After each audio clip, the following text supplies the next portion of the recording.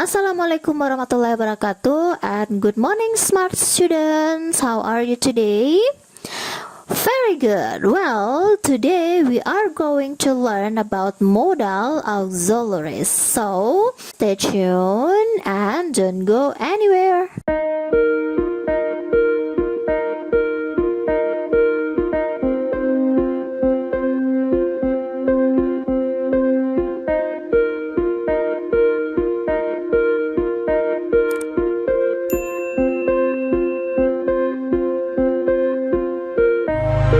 Well, smart student, seperti yang Mem sampaikan tadi bahwa materi kita hari ini adalah tentang modal auxiliaries.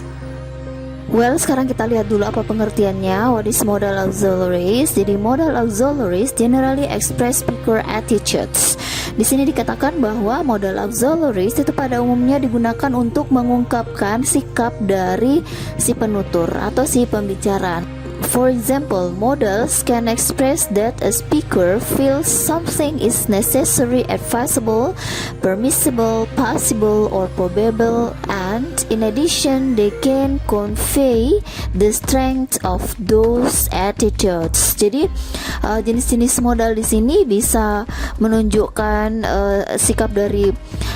bisa menunjukkan bahwa si pembicara itu merasa ada sesuatu yang necessary, ada sesuatu yang penting, atau advisable yang sifatnya saran, permissible ya, atau permit, sesuatu yang sifatnya mengizinkan untuk melakukan suatu hal, dan lain-lain ya. Nanti kita lihat banyak jenis dari modal auxiliaries. Ya, ini seperti yang Mem bilang tadi, there are several forms that can be used to express modal meaning. Jadi ada beberapa bentuk ya yang bisa kita gunakan untuk mengekspresikan modal ya. Jadi ini modal bukan modal dalam bahasa Indonesia yang berarti modal berupa materi ya, tapi ini adalah bentuk tata bahasa dari salah satu bentuk dalam tata bahasa Inggris. Jadi katanya the modal auxiliaries in English such as can, could, had better, may, might, dan seterusnya. Jadi kalau smart students pernah mendengar atau melihat kata-kata seperti can, could, dan seterusnya di sini, itu adalah jenis dari modal auxiliaries in English ya. Nah, yang pertama kita lihat jenis-jenis basic model. Jadi ada beberapa jenis basic model. Kenapa dinamakan basic? Karena dasar ya. Misalnya can, could, must, should, ought to, had better, will, shall, would, may, and might. Ini adalah basic models. Nah, kita lihat dulu catatan-catatan atau aturan untuk penggunaan basic model ya. Models do not take a final s. Jadi di akhir model itu kita tidak bisa menambahkan s seperti di tenses lain ya. Ada tenses yang ada beberapa kata ya yang sometimes kita tambahkan s di belakang, tapi untuk modal ini jangan tambahkan s di belakang modalnya. Jadi meskipun subjeknya she, he, atau it, tidak perlu kita tambahkan s di belakangnya. Meskipun aturannya dalam simple present itu untuk orang ketiga tunggal itu kita tambahkan s ya di belakang kata kerja, tapi untuk ini tidak perlu kita tambahkan s. Jadi kita tidak mengatakan cans atau could dan seterusnya ya. Nah, ini yang benarnya she can do it. She can do it. Kita tidak mengatakan she can't do it. Oke? Nah, untuk aturan yang kedua, basic models are followed immediately by the simple form of a verb. Jadi diingat bahwa basic model ini diikuti langsung oleh simple form atau simple form of a verb, kata kerja dasar, atau kita mengenal dengan istilah verb one. Nah, sekarang kita lihat contohnya she can do.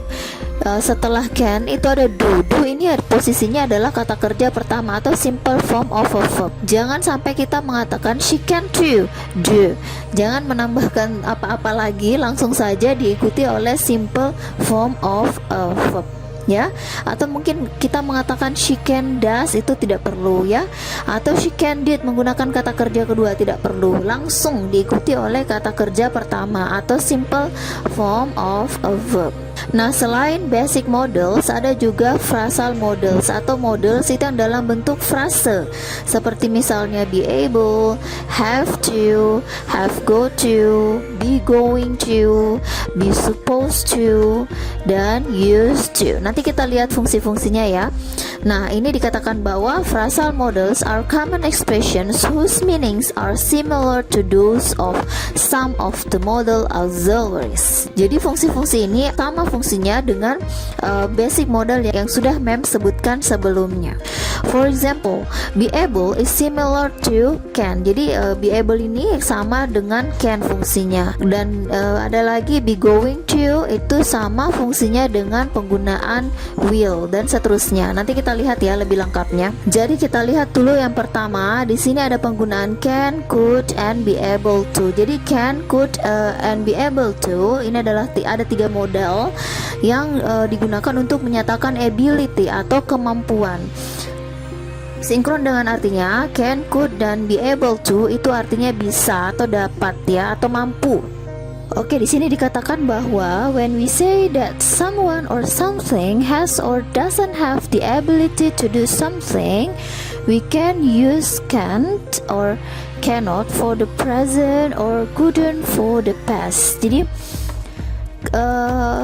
kita bisa menggunakan can ya atau can't yang kepanjangannya cannot atau could ataupun couldn't untuk pastnya untuk mengatakan bahwa seseorang itu atau sesuatu memiliki kemampuan untuk melakukan sesuatu. Itu pengertiannya ya.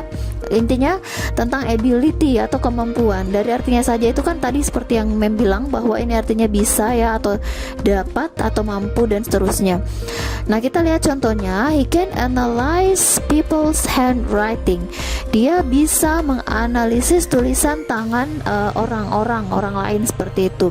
Nah, ini dia menggunakan can karena ada ability dari he ini atau dari dia ini untuk menganalisis tulisan tangan dari orang.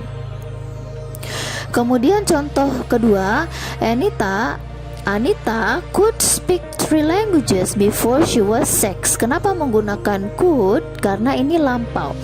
Di sini dikatakan bahwa Anita itu ketika berumur 6 tahun dia bisa berbicara 3 bahasa. Lalu kita juga bisa menggunakan untuk negatifnya yaitu can't atau kepanjangannya cannot. We can't afford to pay the bill. Kita tidak bisa. Kalau tadi can itu bisa, berarti can't di sini tidak bisa. Tidak bisa membayar billnya atau tagihannya. Lalu ada lagi he couldn't speak English when he was a child. Dia dulunya tidak bisa berbahasa Inggris ya sewaktu dia masih anak-anak. Ini berarti sekarang sudah bisa nih. Nah, selain can and could, itu kita juga bisa menggunakan be able to untuk menerangkan ability ya. Contohnya Helen can ya, kalau kita menggunakan Helen can itu bisa juga menggunakan Helen is able to ya. Jadi kalau misalnya Mem bilang Helen can read well atau Helen is able to read well, itu artinya sama saja. Bisa ya membaca dengan baik. Kemudian contoh kedua, he could itu sama artinya dengan was able to. Jadi be-nya di sini yang kita gunakan adalah was karena could ini untuk lampau, maka kita menggunakan was able to. Jadi kalau kalimatnya he could draw atau he was able to draw itu sama saja artinya. Dia bisa menarik dukungan ya on the support over to 20,000 troops. Oke. In general, we use be able to when we talk about a specific achievement. Jadi secara umum kita itu menggunakan be able to ketika kita membicarakan sesuatu pencapaian secara khusus ya. Particularly if it is difficult, requiring some effort rather than a general ability. Khususnya untuk sesuatu yang bisa kita lakukan tapi itu sulit ya, atau membutuhkan suatu usaha yang lebih begitu. Jadi itu be able able digunakan. Nah, pada saat itu kita bisa menggunakan be able to instead of can. Jadi kalau can itu bisa atau mampu, tapi untuk sesuatu yang ya mungkin semua orang sih bisa begitu melakukannya. Tapi kalau be able to itu lebih membutuhkan some effort atau it is quite difficult. Nah, di sini kita bisa lihat contohnya perbandingannya ya. Di yang pertama ini ada contoh kalimat he can speak bahasa. Nah, di sini dia prefer menggunakan can. Kenapa? Karena kalau berbicara bahasa atau bahasa Indonesia, utamanya kita orang Indonesia, itu bukan hal yang sulit ya. Sementara di contoh yang kalimat kedua, di sini ada kalimat he has now recovered from his injury and is able to drive again. Dia laki-laki di sini baru saja sembuh dari lukanya, injury. Mungkin dia luka patah atau apa gitu kan. Kemudian dan sekarang dia sudah bisa lagi mengemudi kembali. Nah, ini kenapa dia lebih prefer menggunakan be able to? Karena orang yang habis luka itu kan membutuhkan pemulihan. Ada usaha di situ untuk pulih, sehingga setelah pulih dia kembali bisa untuk mengemudi kembali. Nah, itu perbedaannya ya.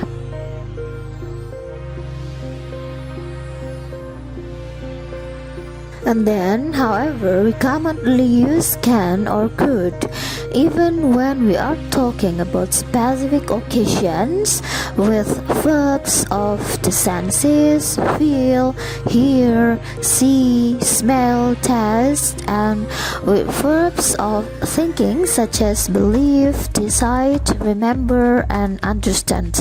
Jadi katanya di sini kita bisa menggunakan can dan could itu bahkan ketika kita membicarakan tentang sesuatu hal yang spesifik digabungkan dengan kata kerja seperti sense, feel, dan kata kerja thinking yang seperti misalnya believe, decide, dan seterusnya. Nah, sekarang kita lihat contohnya ya. She could feel. Nah, di sini menggunakan she could feel, dia bisa merasakan. Ini digunakan bersamaan dengan kata kerja feel ya. Dia bisa merasakan ada semburan gitu, ada spray on her face, ada semburan di wajahnya. Nah, contoh yang lain, I can't decide ya, decide. Di sini kata can't digabungkan, digunakan bersamaan dengan kata kerja decide. Saya tidak bisa memutuskan, I can't decide where to go for my holidays, di mana kita akan pergi untuk liburan. And then we don't use be able to, kita tidak menggunakan be able to when we talk about something that is happening as we are speaking. Ketika kita membicarakan sesuatu yang sedang terjadi saat kita berbicara, jadi kita tidak menggunakan be able to di situ. Seperti misalnya di sini dikatakan bahwa we don't seem be able to watching this sad movie. Ini salah ya. Kita tidak menggunakan be able to karena watching this sad movie itu sementara terjadi ketika kita sedang berbicara. Jadi sebaiknya di sini kita tidak menggunakan be able to. And then, however, we make a decision now about something in the future, we use can. Kalau kita ingin membicarakan tentang keputusan yang dibuat sekarang, tapi tentang sesuatu di masa yang akan datang, itu kita menggunakan can. Seperti misalnya, you can go home when you finish writing your composition. Kamu bisa pulang ketika kamu sudah selesai menulis komposisimu gitu, atau karanganmu ya. Lalu contoh kedua, perhaps we can meet next week. Mungkin kita bisa ketemu di pekan depan gitu. Jadi ini membicarakan tentang suatu keputusan yang dibuat sekarang, tapi hal yang bisa kita lakukan di waktu yang akan datang. Oke, sekarang kita pindah ke penggunaan must and have to atau have go to. Di sini dikatakan bahwa when we say that it is necessary, ya diingat ya. Yang di bold di sini adalah necessary atau perlu atau harus, to do something, harus melakukan sesuatu atau perlu melakukan sesuatu. We use must or have go to atau have to, ya. Jadi must dan have to atau have go to ini digunakan untuk sesuatu yang necessary atau perlu atau harus dilakukan. Nah, kita lihat contohnya. Yang pertama, all applicants must take an interest action. Must and have to both express necessity. Jadi di sini kalimatnya all applicants, semua yang mendaftar itu harus mengambil atau melakukan tes masuk. Jadi di sini harus, kamu tidak bisa keterima kalau tidak melakukan tes masuk begitu. Nah, sekarang kalau kita di poin B ini sama ya kalimatnya tapi menggunakan have to. All applicants have to take an entrance exam.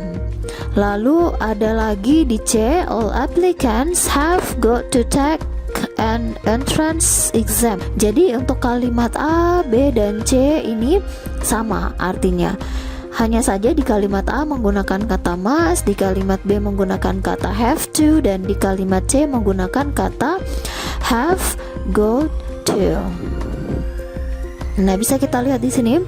In A, B, and C, it is necessary for every applicant to take an entrance exam. Jadi di semua kalimat ini menyatakan bahwa applicants atau pelamar itu harus mengerjakan dulu, menyelesaikan dulu tes masuk. And there is no other choice. The exam is required. Tidak ada pilihan. Ujian masuknya itu adalah satu persyaratan. Oke? Nah, sekarang kita lihat contoh lainnya. To get a cheap ticket, you must, ya, atau have to, atau have got to book in advance. Jadi kalau untuk mendapatkan tiket murah katanya itu kita harus booking dulu ya supaya bisa kita dapatkan. Nah, di sini kita bisa menggunakan must, kita bisa menggunakan you must, kita bisa juga menggunakan you have to, atau you have got to book in advance. Untuk kalimat kedua, every animal on the island must or have to, has got to be destroyed. Kenapa menggunakan has? Karena di sini menggunakan singular subjeknya ya, atau every animal. Jadi menggunakan has to atau has got to. Tapi sama saja artinya dengan must di sini, harus. Nah, selanjutnya dikatakan di sini bahwa when we want to say that it will be necessary for someone to do something in the future, kita menggunakan ungkapan must, have to, or have got to, atau will have to. Jadi kalau kita ingin mengungkapkan sesuatu bahwa sesuatu itu harus dilakukan di waktu yang akan datang, ya, menjadi sesuatu yang harus dilakukan di waktu yang akan datang, maka kita bisa menggunakan selain must, have to, atau have got to, kita bisa menambahkan will di situ menjadi will have to. Jadi kita lihat contohnya. To get there on time, untuk tiba di sana tepat waktu, saya bisa kita bilang I must, kita bisa juga bilang I have to, kita juga bisa bilang I have got to, dan sama juga kalau kita bilang I will have to, ya, I will have to leave home by 8:30. Jadi seperti itu ya penggunaan must, have to, have got to. Nah, perlu kita ingat beberapa catatan untuk penggunaan must, have to, dan have got to. Have got to is less formal than the others and is particularly common in spoken English. Jadi katanya bahwa penggunaan have got to dibanding penggunaan yang lain itu less, ya, less formal. agak kurang formal, kurang resmi dibanding penggunaan ungkapan yang lain. Dan secara khusus digunakan dalam ungkapan spoken atau lisan ya. Lalu ada lagi, we can often use need to with a similar meaning. Before you buy a house, you need to, atau must, atau have to, atau have got to, itu sama saja artinya. Jadi penggunaan need to dalam kalimat tertentu itu artinya bisa saja sama dengan must, atau have to, atau have got to. Nah, untuk negative form, untuk kalimat negatifnya, untuk must, kalau kita tambahkan not menjadi must not, itu bisa disingkat dengan mustn't. Kemudian have got to atau have to, kemudian have got to itu kita singkat dengan have not got to atau haven't got to. Lalu untuk have to atau need to itu kita tambahkan don't di depannya kalau subjeknya adalah plural ya. Tapi kalau subjeknya adalah singular, itu kita bisa mengatakan doesn't have to atau doesn't need to. Nah, sekarang kita pindah ke penggunaan should dan ought to. Should and ought to have the same meaning. Jadi should dan ought to itu sama artinya ya, sama saja dengan yang tadi. Must itu sama artinya dengan have to, kemudian can itu sama artinya dengan be able to. Jadi sama dengan should itu artinya sama dengan ought to. Lalu they express advisability. Ungkapan-ungkapan ini digunakan untuk mengungkapkan saran. Beda sama must yang tadi itu necessary atau necessity. Kemudian can yang pertama itu adalah ability, sementara di sini adalah mengungkapkan advice atau saran. And then the meaning ranges in strength from a suggestion. This is a good idea to a statement about responsibility or duty. This is a very important thing to do. Jadi ini seperti yang Mem sebutkan tadi, bahwa ini digunakan untuk menyampaikan sebuah saran ya, saran yang sangat disarankan seperti itu. Suggestion, strength from ranges in strength from a suggestion. And then this is a good idea. Jadi kalau kita menggunakan should atau ought to, itu berarti ini adalah ide yang bagus untuk kita sampaikan, atau this is a very important thing to do ya. Nah, di sini ada contoh A, you should study harder. Kamu sebaiknya belajar lebih giat. Itu sama artinya dengan you have to study harder. Ini artinya sama, kamu sebaiknya belajar giat. Lalu ada di kalimat B, drivers should obey the speed limit. Drivers should obey the speed limit. Pengemudi sebaiknya memperhatikan batas kecepatan. Lalu di kalimat kedua, drivers ought to obey the speed limit. Jadi artinya sama saja yang kalimat pertama dan kalimat kedua karena sama-sama menggunakan should dan ought to. Nah, di kalimat poin A, di sini dikatakan bahwa ini adalah a good idea. This is a good idea and this is my advice. Jadi kalau kita mengucapkan kalimat ini atau kita menyampaikan ke orang, you should study harder, itu berarti saya mau menyampaikan bahwa study harder, if you study harder is a good idea. Kamu belajar dengan giat itu adalah ide yang bagus dan ini adalah saran saya. Lalu di kalimat poin B dikatakan bahwa this is an important responsibility. This is an important responsibility. Berarti ini adalah sebuah tanggung jawab yang sangat penting untuk kamu lakukan. Jadi semacam memperingatkan ya, seperti itu. Jadi selain memberikan saran, juga memberikan peringatan bahwa kita harus memperhatikan batas kecepatan kita kalau kita mengemudi ya, seperti itu. Itu penggunaan should dan ought to. Lalu di sini juga ada catatan-catatan penting yang mesti kita perhatikan. Nah, untuk negative contractions itu kita menggunakan should not atau disingkat dengan shouldn't. Contohnya, you shouldn't leave your keys in the car. Kamu sebaiknya tidak meninggalkan kuncimu di dalam mobil. Lalu katanya untuk ought to is not commonly used in negative. Jadi katanya untuk ought to ini tidak sering digunakan untuk kalimat negatif. Kalaupun if it is used in the negative, to is sometimes dropped. Kalaupun katanya ini digunakan di kalimat negatif, penggunaan to itu dihilangkan. Nah, ini contohnya, you often leave your keys in the car. Jadi sekarang penggunaan to itu bisa saja dihilangkan untuk kalimat negatifnya.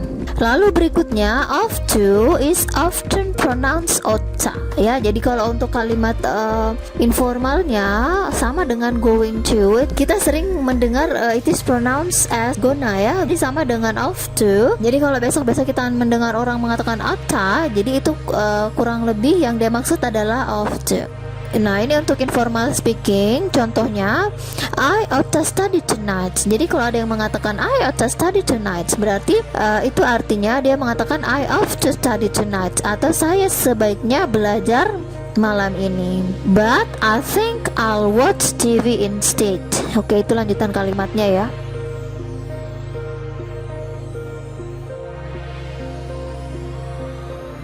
Nah, sekarang ada penggunaan had better. In meaning, had better is close to should or ought to, but had better is usually stronger. Jadi penggunaan had better itu hampir sama dengan should atau ought to, tapi katanya had better itu biasanya lebih kuat dibanding should atau ought to. And often had better implies a warning or a threat of possible bad consequences. Karena dia lebih stronger, makanya had better itu sering kali mengandung warning atau peringatan yang kalau kita tidak lakukan itu akan ada konsekuensi buruk yang akan kita terima. Contoh di kalimat the gas tank is almost empty. We had better stop at the next service station. Katanya tangki bensinnya sudah hampir kosong. Kita sebaiknya berhenti di service station berikutnya. Jadi di sini dia memang menggunakan had better atau sebaiknya atau lebih baik, tapi ini menjadi sebuah warning atau peringatan. Kalau kita tidak lakukan, mungkin mobilnya akan mogok seperti itu. Nah, untuk di poin F, you had better take care of that cut on your hands soon, ya, or it will get infected. Jadi katanya di tangannya itu ada luka terpotong seperti itu, dan dia harus memperhatikannya. Kalau tidak, itu akan infeksi. Jadi ini peringatan juga ya, meskipun dia menggunakan had better atau dia mengatakan kamu lebih baik, tapi ini adalah juga sebuah peringatan. Lalu ada catatan untuk penggunaan had better. It has a present or future meaning. Jadi had better itu digunakan untuk makna yang sekarang atau saat ini ataupun makna yang akan datang. Lalu it is followed by the simple form of a verb. Jadi sama saja dengan penggunaan model yang lain ya, models yang lain. Ini diikuti oleh kata kerja bentuk pertama atau bentuk simple dari kata kerja. Kemudian it is more common in speaking than writing.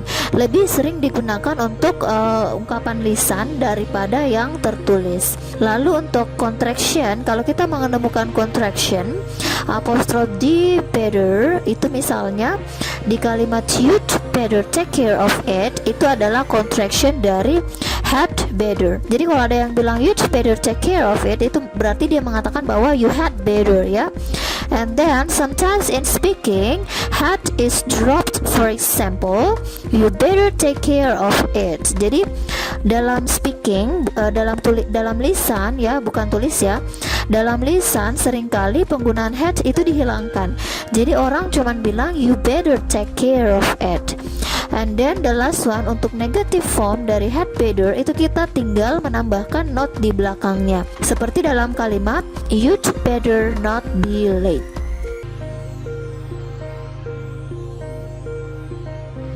Nah, sekarang kita pindah ke penggunaan will or be going to. Nah, kalian mungkin familiar ya, sudah familiar dengan penggunaan will atau penggunaan be going to. Will atau be going to is used to express future time. Katanya bahwa will atau be going to digunakan untuk mengungkapkan future time, sesuatu yang akan terjadi di waktu yang akan datang. Contohnya, Jack will finish his work tomorrow. Jack akan menyelesaikan tugasnya besok. Jadi itu menerangkan future time, akan gitu, akan dia lakukan besok. Lalu contoh berikutnya, Jack is going to finish his work tomorrow. Jadi kalimat pertama yang menggunakan will dan yang menggunakan is going to itu artinya sama saja ya, yang berarti akan. Kemudian katanya bahwa when the speaker is expressing a prior plan, ketika pembicara mengungkapkan rencananya saat ini, atau katanya something the speaker intends to do in the future because in the past she has made a plan or decision to do it. Sesuatu yang ketika pembicaranya itu berniat untuk melakukannya di waktu yang akan datang karena di waktu lampau dia memiliki rencana, memang dia memiliki rencana untuk melakukannya. Maka kita sebaiknya menggunakan saja be going to ya, instead of will. Nah, ini ada beberapa penggunaan will and be going to, yaitu to express a prediction atau sebuah prediksi, mengungkapkan prediksi. When the speaker is making a prediction, a statement about something she thinks will be true or will occur in the future. Jadi will or going to be going to itu bisa kita gunakan ketika si pembicara ini membuat sebuah prediksi atau statement yang dia pikir akan terjadi di waktu yang akan datang. Either will or be going to is possible, meskipun kemungkinannya itu hanya mungkin seperti itu ya. Oke, contohnya according to the weather report it will be cloudy tomorrow. Menurut laporan cuaca, ramalan cuaca, besok ini akan mendung. It will be cloudy tomorrow, akan mendung besok. Jadi ini adalah prediction, meskipun besok mendung atau tidak, dia menggunakan it will be cloudy tomorrow. And then di kalimat kedua, according to the weather report it is going to be cloudy tomorrow. Jadi sama saja, hanya saja di kalimat pertama menggunakan will dan di kalimat kedua menggunakan is going to.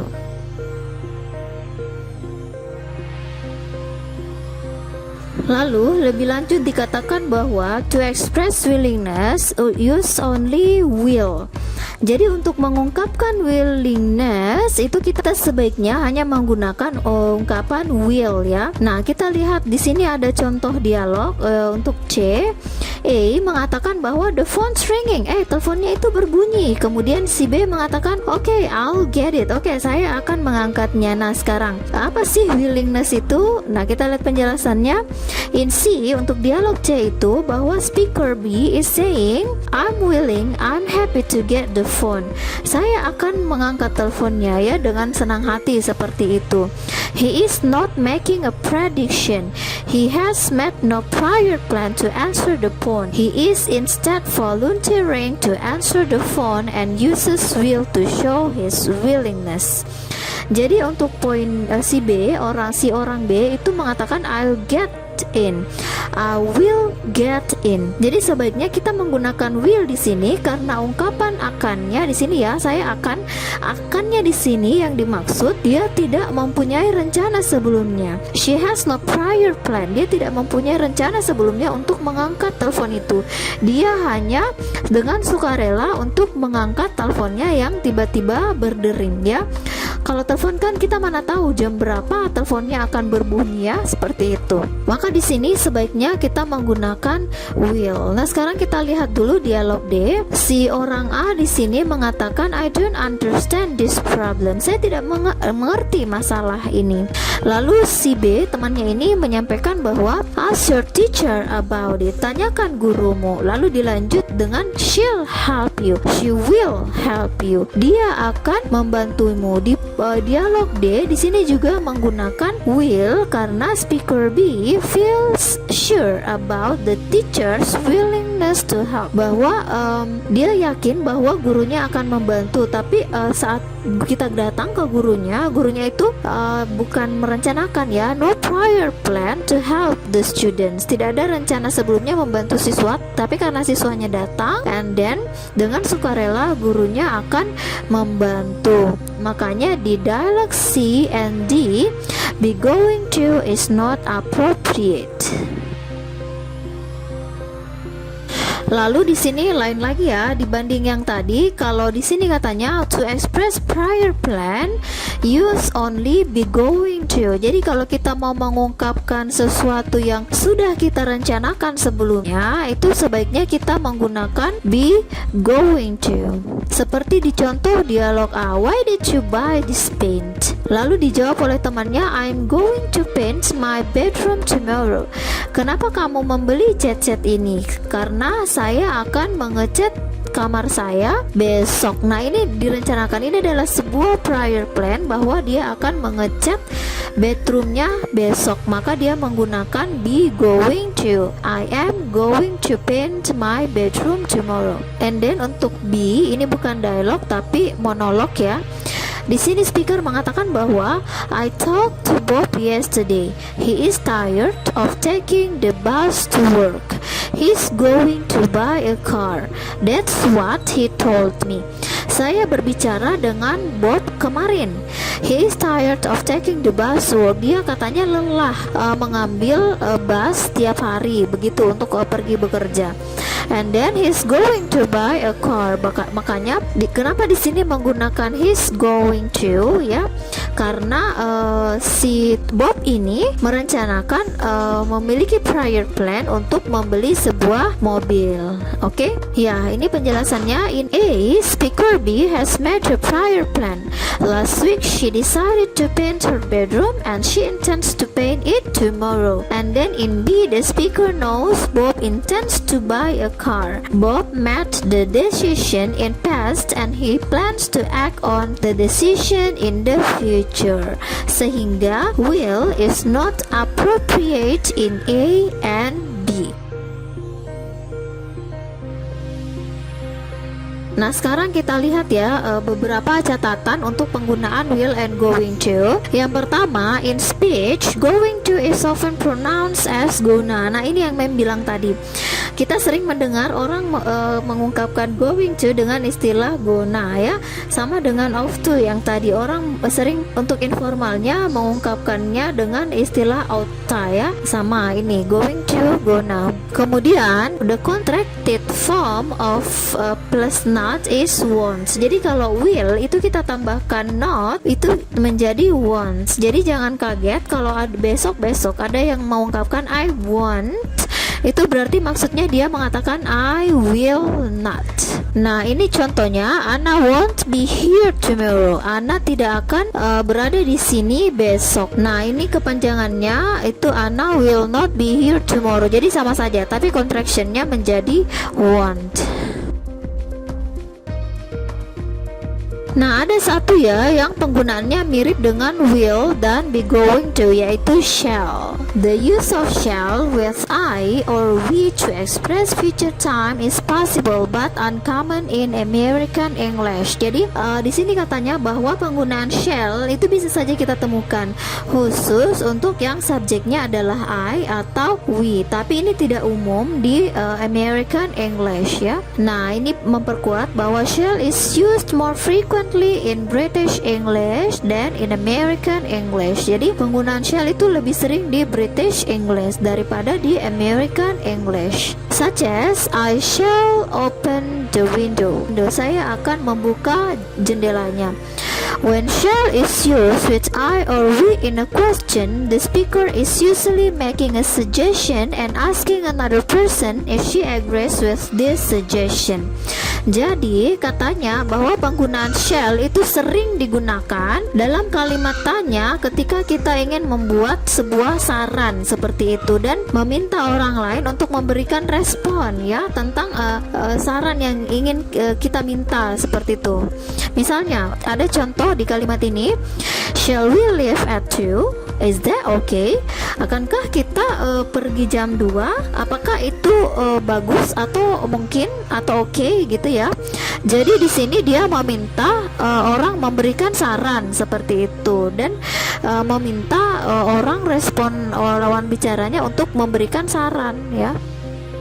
Oke, sekarang kita pindah ke model yang lain, yaitu may, might, and could. May, might, and could express a weak degree of certainty. Jadi penggunaan may, might, dan could itu digunakan untuk mengungkapkan certainty atau keyakinan ya, tapi agak kurang gitu, yang weak gitu, agak lemah gitu. Nah, contohnya kita lihat dulu ya. Why isn't John in class? Anggaplah di sini ada yang bertanya, kenapa John tidak ada di kelas? Nah, kemudian dijawab oleh temannya, he may be sick. Atau ada juga jawabannya, he might be sick. Atau ada juga jawabannya, he could be sick. Nah, ini dari ketiga ungkapan ini dia tidak terlalu yakin begitu. Mungkin dia sakit. Nah, ini kalau kita mau artikan, ini artinya mungkin ya. Dia mungkin sakit, dia bisa jadi sakit. Lebih lanjut dikatakan bahwa I don't really know. He may be at home watching, he might be at the library, he could be out of town. Jadi temannya mengatakan dia mungkin sakit, bisa jadi dia sakit, tapi dia tidak yakin. Ya bisa saja dia ada di rumahnya lagi nonton, mungkin saja dia ada di perpustakaan, atau dia ada di luar kota. Nah, untuk ketiga kalimat ini, kalimat B, C, dan D, itu the speaker is saying perhaps atau maybe. Jadi penuturnya mengatakan bahwa itu adalah sesuatu yang perhaps atau maybe, yang mungkin, yang artinya mungkin. Atau possibly John is sick, mungkin saja John lagi sakit. I'm only making a guess, saya hanya membuat sebuah tebakan gitu ya. And I can't think of other possibilities. Jadi bisa saja ada kemungkinan yang lain selain dia sakit. Nah, di sini ada beberapa catatan juga untuk penggunaan may, might, atau could, bahwa also possible but less common, the use of may or might in place of can or could. Jadi bisa saja penggunaan may dan might itu mengambil posisi can dan could, tapi less ya, kurang sering digunakan. Such as I cash a check so that I might buy my textbooks ya. Saya mendapatkan cek cash, kemudian sehingga saya bisa membeli my textbook, buku teks seperti itu. And then yang kedua, might is also possible. Penggunaan might itu bisa saja digunakan dalam meminta, seperti misalnya dalam kalimat might I borrow your pen ya. Jadi penggunaan might I is quite formal and polite. Jadi penggunaan might I di sini katanya agak formal dan lebih sopan ya untuk meminta seperti itu. And it is used much less frequently than may I or could I. Agak kurang jarang gitu agak jarang begitu digunakan dibanding orang mengatakan may I atau could I. Then might but not may can also be used to make suggestions. Jadi might bukan may ya, bisa digunakan untuk memberikan saran. Misalnya, you might talk to your teacher. Lalu berikutnya dikatakan bahwa might but not may ya, bukan may tapi might can also be used to make suggestions. Might ini bisa digunakan untuk memberikan saran. Misalnya, kamu bisa berbicara kepada gurumu. But the use of could is more common. Jadi di sini penggunaan could ya lebih sering sebenarnya. Meskipun ada beberapa kasus kalimat digunakan might. And then kita lihat bedanya antara maybe ya, maybe and maybe. Kalau maybe itu one word karena dia bergabung antara may and be, itu terhitung satu kata. Kemudian maybe itu adalah two words ya.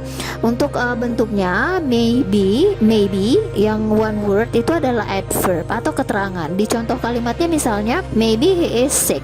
Kemudian di contoh yang kedua yang two words itu adalah verb ya. May-nya itu adalah verb. Maybe is a verb form. Contohnya he may be sick. Jadi kita bisa lihat ya, posisi maybe di dalam kalimat maybe he is sick itu adalah adverb ya. Sementara di kalimat he may be sick itu adalah posisinya sebagai verb. Nah, ada lagi penggunaan would. Di sini dikatakan bahwa would can be used to express an action that was repeated regularly in the past. Bahwa would itu bisa digunakan untuk mengungkapkan satu tindakan yang berulang kali ya, secara berulang kali dan rutin dilakukan di waktu lampau. When would is used to express this idea, it has the same meaning as used to. Jadi kalau would, penggunaan would digunakan dalam fungsi yang ini, maka itu sama fungsinya dengan used to atau habitual past. Oke, supaya lebih mudah kita lihat contoh kalimatnya. Yang pertama, when I was a child, my father would read me a story at night before bedtime.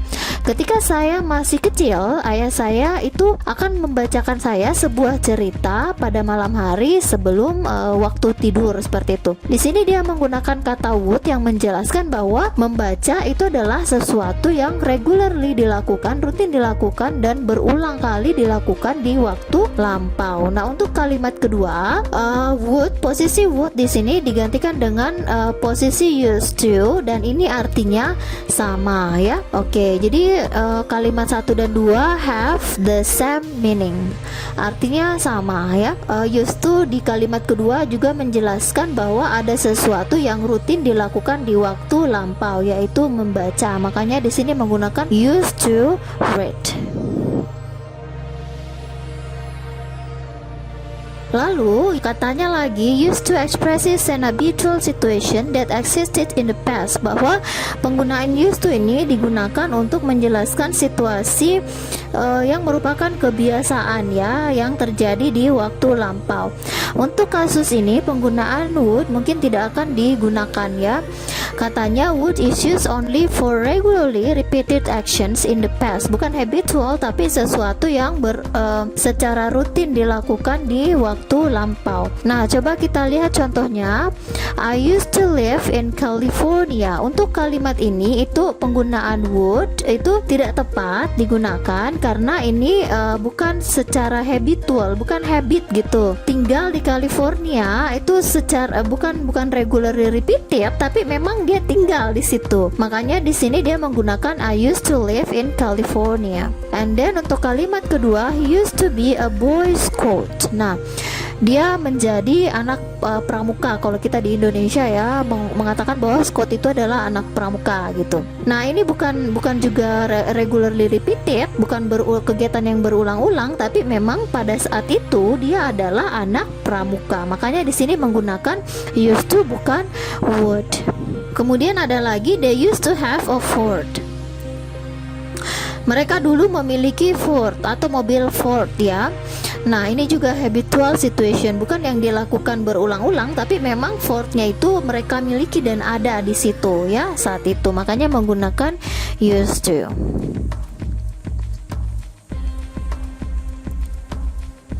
Then, will is used in the simple present expresses a future meaning. Jadi will ini digunakan untuk simple present menjelaskan future meaning, sementara would is used in the past sentences. Kalau would itu untuk lampau. Jadi dengan kata lain would adalah bentuk lampau dari will. Nah, contohnya, I'll take my umbrella so that I won't get wet. Saya akan membawa payung saya sehingga saya tidak akan kebasahan. Nah, ini untuk simple present, makanya menggunakan I will atau I'll ya contractionnya. Nah, sekarang kita lihat bedanya di kalimat kedua. Di kalimat kedua di situ dia mengatakan yesterday. Ini sudah jelas kemarin, berarti lampau in the past. I took my umbrella so that I wouldn't get wet. Nah, ini lampau. Kemarin saya bawa payung saya sehingga saya tidak kehujanan. Di sini menggunakan would karena ini adalah lampau. Nah, satu lagi ya, be supposed to. Jadi be supposed to itu bisa digunakan untuk menjelaskan expectation atau harapan. Nah, seperti contohnya, class is supposed to begin at 10. Kelasnya itu harapannya akan dimulai jam 10.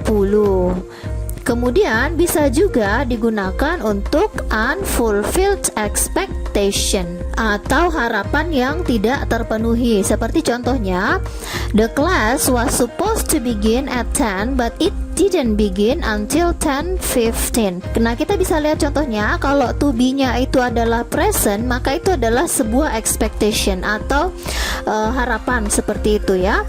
Sementara kalau to be-nya itu bentuk lampau, seperti di kalimat kedua, di situ menggunakan was ya, was supposed to, maka ini adalah sebuah unfulfilled expectation atau harapan yang tidak terpenuhi ya. Nah, remember, jadi perlu kalian ingat bahwa modals do not take a final s even when the subject is she, he, or it. Jadi ingat ya bahwa modal itu tidak di belakangnya tidak diikuti oleh penambahan s meskipun subjeknya adalah she, he, atau it. Seperti pada kalimat she can do it atau she can't do it. Nah, yang benar itu adalah she can do it. Sementara she can't do it itu incorrect ya, tidak perlu ditambahkan seperti itu. Kemudian basic modals are followed immediately by the simple form of a verb. Seperti yang Mem bilang bahwa modal itu langsung ditambahkan dengan kata kerja bentuk pertama atau kata kerja simple form.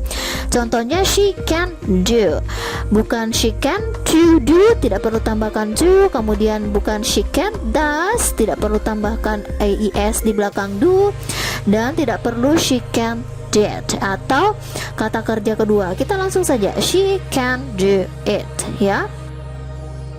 Okay, smart students, this is the end of my class today. Thank you very much for your attention. I still wanna say, if you have any questions, feel free to ask.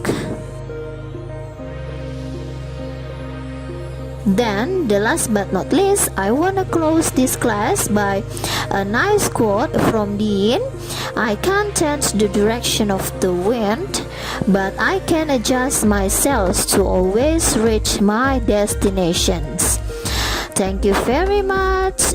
See you on our next video and have a nice day. Bye bye.